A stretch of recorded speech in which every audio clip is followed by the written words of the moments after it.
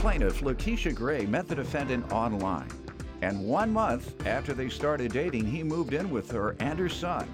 Lakeisha claims after she confronted the defendant about being with another woman, he got mad and hit her, so she retaliated. She's suing him for unpaid loans.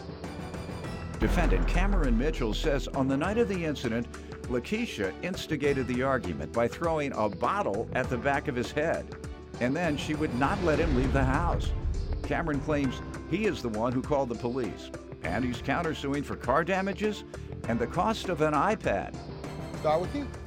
Okay, Your Honor, I met Cameron in December of 2014 on Facebook. He was continuously messaging me, trying to take me out. I wasn't really interested in him at that time, but one day, I finally gave in. What changed your mind? He was cute that day.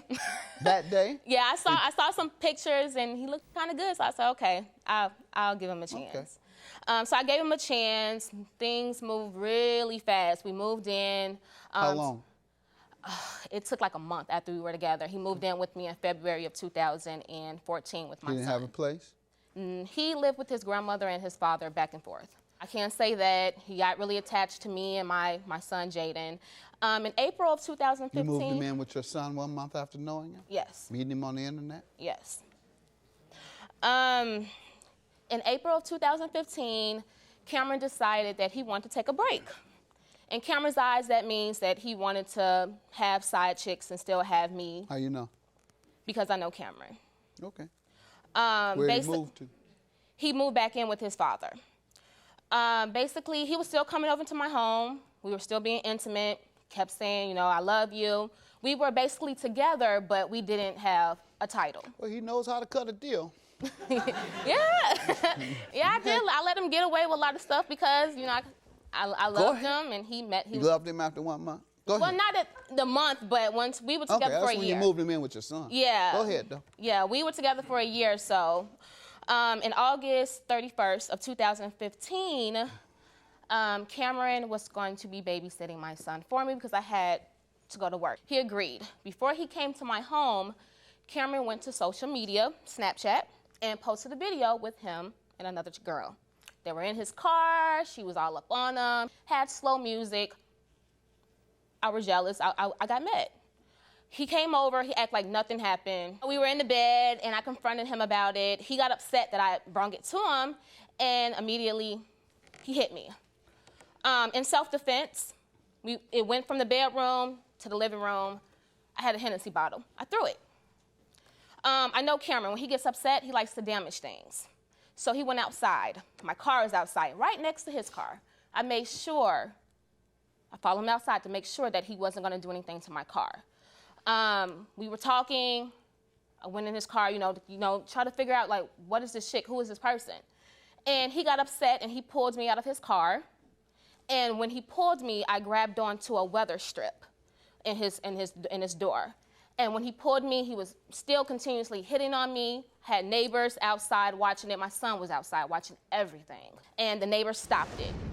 I went into my home, the police knocked on the door, and he was like, ma'am, you have to come back outside to help him find his keys.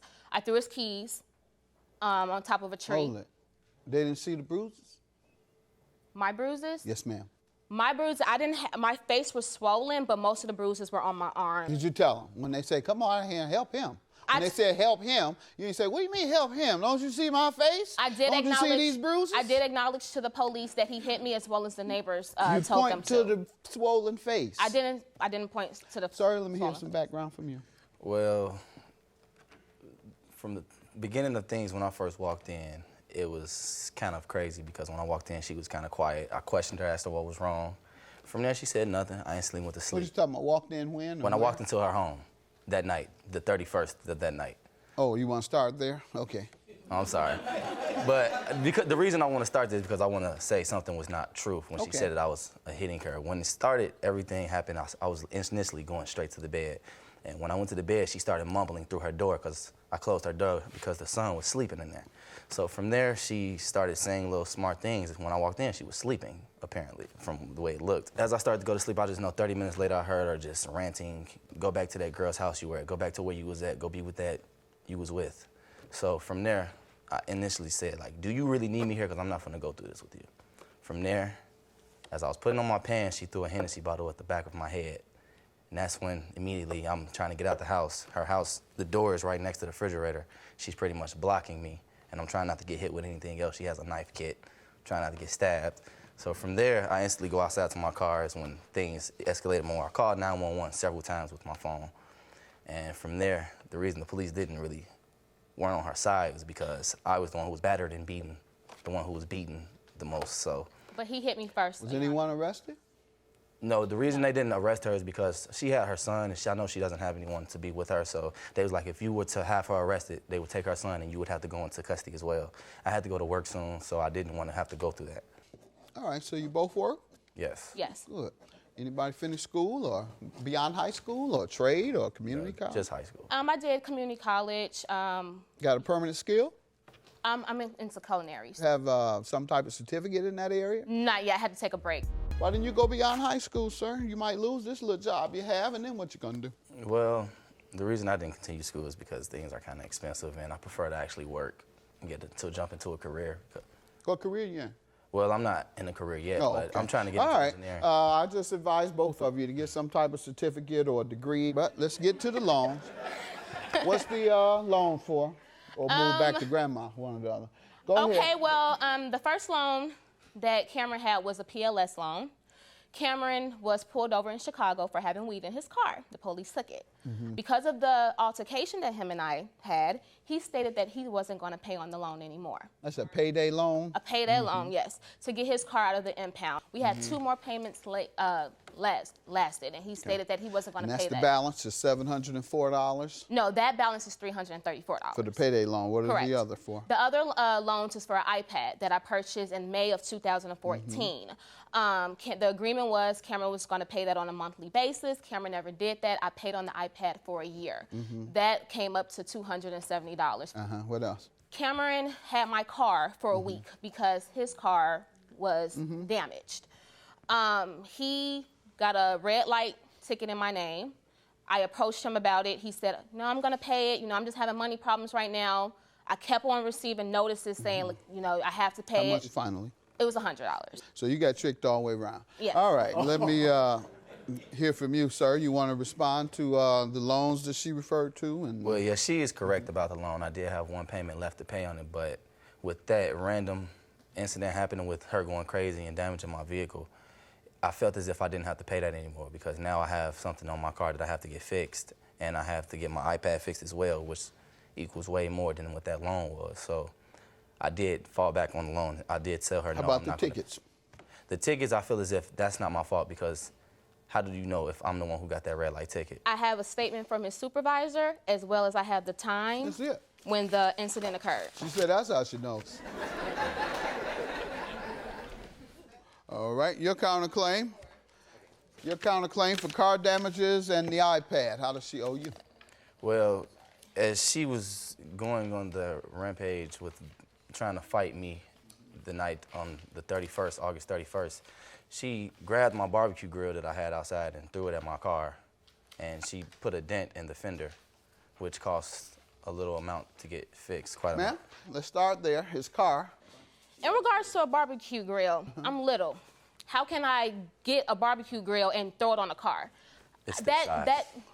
It's this big. That dent in his car was already on his car, and that's also in that letter that his supervisor has as a witness. I never did anything to that car but rip off the weather strip. All right, he denies even having anything to do with the ticket. How do you know this? How do you know that? On your text, this is what you say about the ticket when she asks you about it. And you know, you got 2 letters about the ticket. That's the thing. I was telling you last week that my check is already gone. And you know I ain't got no place to stay. That's why I had to move in with you and your son, because I ain't got no money. And then you say, paying is, nothing's going to happen at all. But papers are coming to your crib. That's it. You're going to get the papers. That's it. That's what he telling you. He admitting he owed the ticket, but he said you gonna get the papers. So ain't nothing gonna happen. I don't have no more money. You know I'm broke. I was broke. That's why I moved in with you and your son. Thank you. You're a good little sucker. I really suckered you. All right. Sir, I'm gonna dismiss your claim. I see the evidence that you agree and grant yours. I hope you learned a lesson not to let a man move in with you and your son without knowing him a significant amount of time and somebody who's prepared to be a partner. He isn't prepared. You see, he doesn't even have any qualifications. He has some little job that doesn't even require any skill. Judgment for the plaintiff. Have a good day. You know, I wish him happiness, and maybe in the future we can be friends again. Nope, nothing at all.